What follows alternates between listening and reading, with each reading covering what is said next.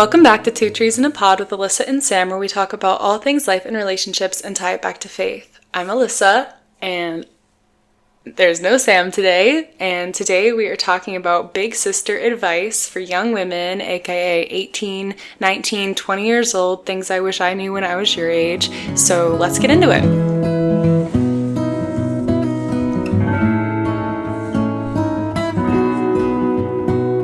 So welcome back to Two Trees in a Pod, solo edition, just one tree in the pod today. I'm recording this episode alone because Sam is out of town and we both needed to have like a backup episode to drop just in case, with volleyball season picking up, being super busy, and Sam getting involved in mentoring at the athlete Bible study.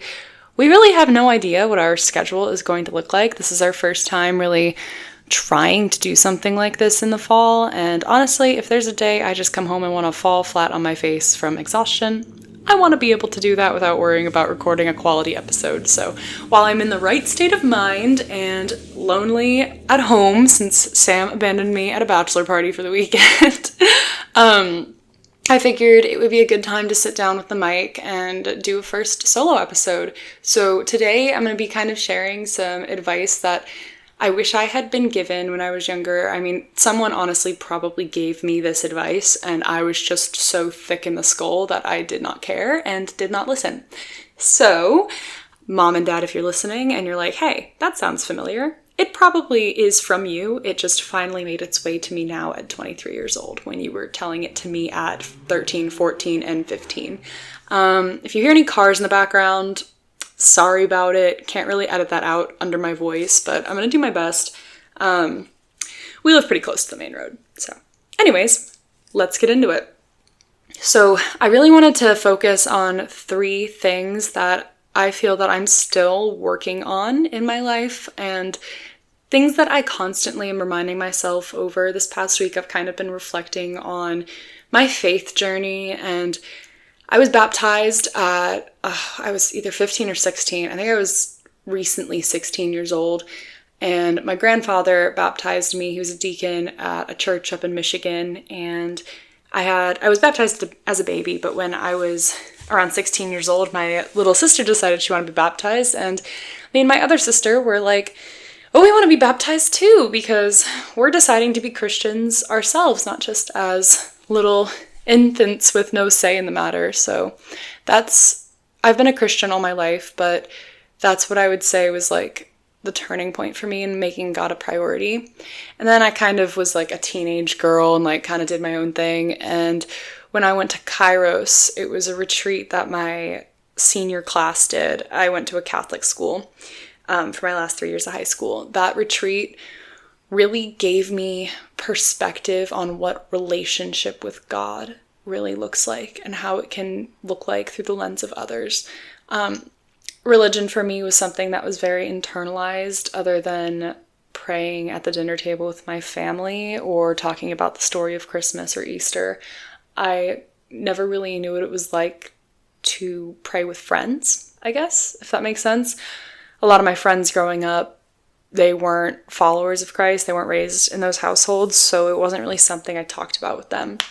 But after I went to Kairos, where everybody had their phones locked away and no one was allowed to see a clock, it was a really cool anti-technology 4-day retreat that we just spent talking to God, talking to each other, and talking to each other about God.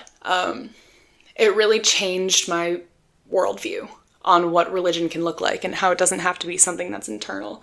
I digressed a little bit there, but basically what I'm saying is that I kind of have a basic story of my testimony is pretty basic, and I'm lucky for that. Boring is a good thing. Sam's testimony is definitely a better story to tell. Every testimony is beautiful because it's another soul for heaven, but mine is pretty typical. I mean, there was no big light bulb moment for me. I always believed in God. But what's been difficult for me, my whole life, has been trusting God, because I'm a chronic control freak. And this is something I have always struggled with, being a control freak and being a perfectionist. And those two don't go very well hand in hand. I mean, they kind of go together, but in terms of my own mental well-being and my close circle's well-being, due to my well-being, it's not a great combo. And my relationship with God has always been impacted by my need for everything to be, quote, perfect and everything to be in my control. So that's why I kind of picked these three points I wanted to talk about with you guys today, based on my journey with perfectionism and my journey on surrendering completely to what God's plan is for me in my life and letting go of whatever image I had in my head of what would be my perfect life, because the perfect life for me is the life that God has planned for me. And sometimes that's still a hard reality to grasp. So the first thing I wanted to talk about in relation to that is this lesson is the first lesson I wish I had known. I had the knowledge of it, but like putting it into practice is a lot different than just being aware of it. Only God knows the plans he has for you. This goes hand in hand with Jeremiah 29:11. For I know the plans I have for you, says the Lord. Plans to prosper you, plans not to harm you. And then it keeps going. I'm doing this from memory, so weird flex, but okay. Anyways, I'm not used to not having Sam here to like banter with, so bear with me. Only God knows the plans he has for you. That means whatever plan you have conjured up in your own head, that's fantastic, and it might line up with God's in some way or another, but it's not God's plan for you. I do think, I'm a big believer in that God puts things on your heart to pursue because he wants you to pursue them. I love the quote, God gave you that dream for a reason. You should chase it. But when we kind of hold on to like idealized versions of our life, like an example for me is I really want to live somewhere else right now. I love my apartment, but I feel like I've outgrown it. I feel like Sam and I have outgrown it. It's on a college campus, which is a blessing and a curse. But I just kind of want to live in a different space. But I do feel like God is keeping us here. And there's ways he's doing that. Like it's been very, very difficult to find another place to live due to the places that we're looking and the budget that we have. And I think that God has those constraints on us for a reason. And lo and behold, I ended up getting a job on campus where my proximity to campus is very, very, very helpful to me, especially right now when there's a lot going on. So basically what I'm saying is I idolized the idea of my living situation and what I was going to make it to be with X amount of dollars that I'm putting in the bank account to save up for it or whatever. My living space, God will take care of that for me. Matthew 26 tells us, like, look at the birds. Do you not see how he cares for them? How much more will he care for you? The birds don't worry about shelter. They don't worry about something to eat because they know God will provide that for them. And we are valued so much more than the sparrows are. Matthew 26, highly recommend a read of that. There's a song by Project of Love that just sings the words of Matthew 26. Also recommend meditating on that. You don't need to worry about the plan or the future or white knuckle grip the next steps in your life because God already has it figured out. And if you are walking with him in faithfulness and surrendering that trust in your future to him, he will take care of you far more than he takes care of any other living creature on this planet. And that's a mic drop right there. Secondly, seek the good, parentheses, God, in everyone. Seek the good or seek the God in everyone. I can be kind of like everybody else in this world. I can be pretty quick to judge people. It's not one of my best qualities. And not like judge people like, ooh, I don't like them. Ooh, I hate them, whatever.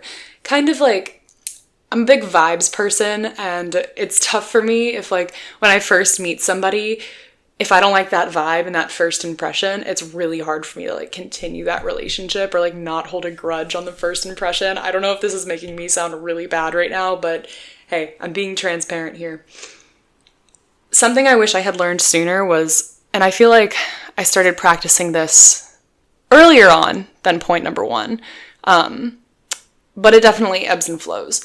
Seeking the God in everyone, because God created not just you, he created everyone in his image. In the image of God, he created them. That's Genesis 1:27.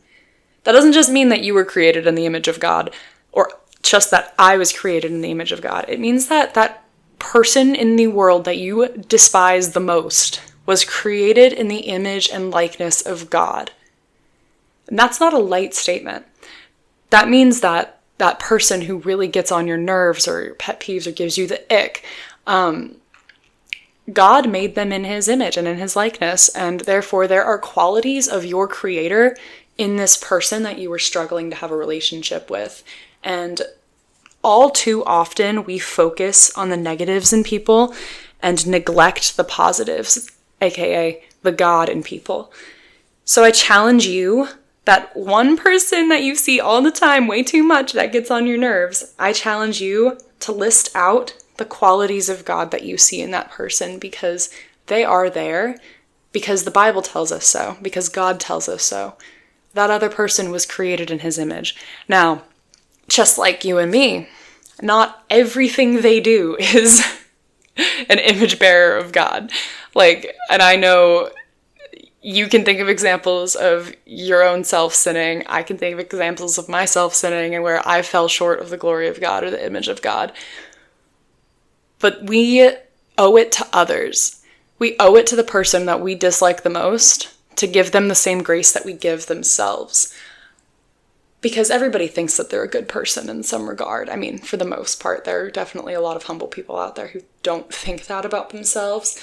But in terms of your day-to-day life and the people that you interact with, I challenge you to look for the qualities of God in other people, because they are there if you seek them out.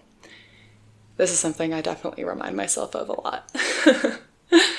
So my third little topic that I wanted to touch on was let go of comparison. It sounds so easy when I just say it. It's definitely not that easy in practice, and I think there's been a theme in a lot of our episodes that this is something that I definitely struggle with more so than the other two. Comparison for me has never been about jealousy. It's been more so about, like, I'm a perfectionist and I'm comparing myself to what I think my life should look like.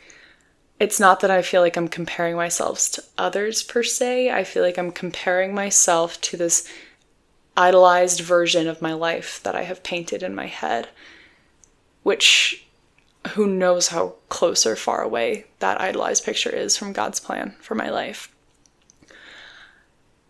And when I see other people living out those certain aspects that I thought that I would either have by now or want to have one day, that's when it's tough for me, because it's like, well, man, how did they get there and how am I not there?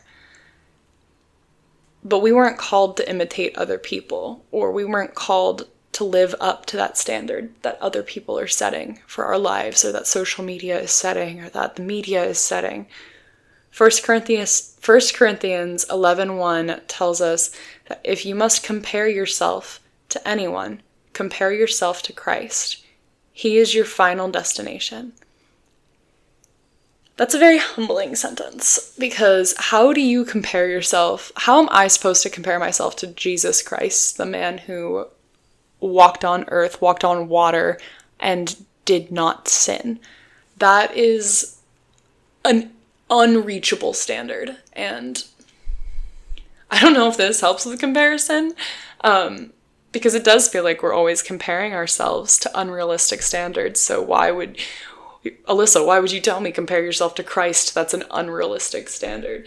Times a million. It's not just an unrealistic standard in one way, it's an unrealistic standard in all ways, because no human will ever be like Christ.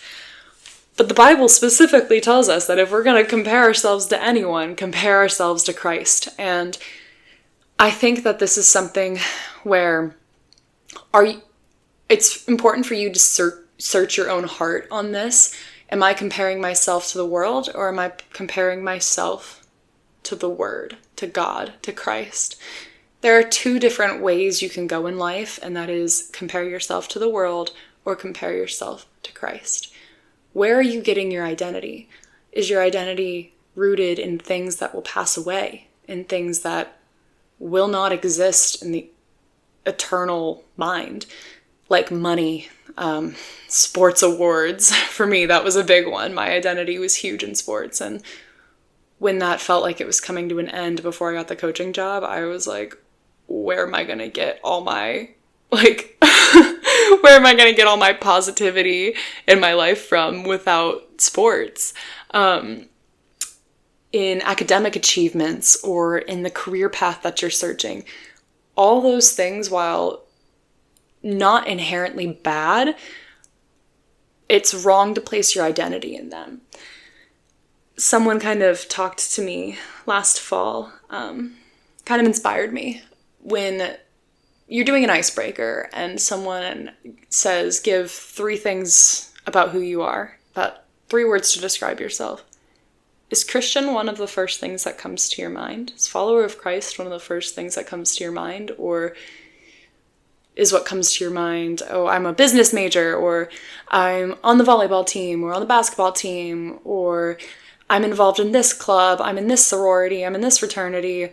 What comes to your mind first when you are asked to give 3 things about yourself? Because daughter or son of God should be the first thing, because that is the safest, most strong foundation for you to place your identity in. Everything else is like building your house on sand. It will crumble, it will pass away when the storms come. For me, the storms came when my eligibility ended in the NCAA and I couldn't play anymore. Or what else? I put my identity in being a wife, in being Sam's wife, and when I see people get married before me who got engaged after me, I'm a little bummed out, because I'm like, wow, I really would like to be married too, even though that's very soon on the horizon for me. It's not there yet, and it's coming. It is. But I can't put my identity in that. And I can't even put my identity in my marriage, because marriage isn't, we're not married in heaven. So me putting my identity in that is putting my identity in something that will pass away from the world too. And in all this that I'm saying, obviously, my future husband is going to be the number one most important person in this world to me, but above him, above my career, above my bank account, above my passions, needs to be God, needs to be Jesus. And if your priorities are out of whack in any other way, it is very difficult, if not impossible, for you to survive the hard times. And this is getting a little deeper than I wanted it to, but I'm sitting alone in my apartment, so what did we expect here? Anyways, I think that that's a good place to end it. I think that I've left you guys with plenty to think about and to pray on and ponder on, and at least I hope I have. This is my first solo episode, and I hope you guys liked it. If you did, please leave a little Q&A thing or DM us on Instagram. We're not so active anymore, but we do see that stuff, so... And I'm thinking that I'll have Sam do a boy chat if he's so interested. I think it's fun to mix it up. So thank you for joining. I was going to say thank you for joining us, but thank you for joining me on 2 Trees in a Pod on this fine Tuesday. I hope you have a great rest of your week and stay blessed.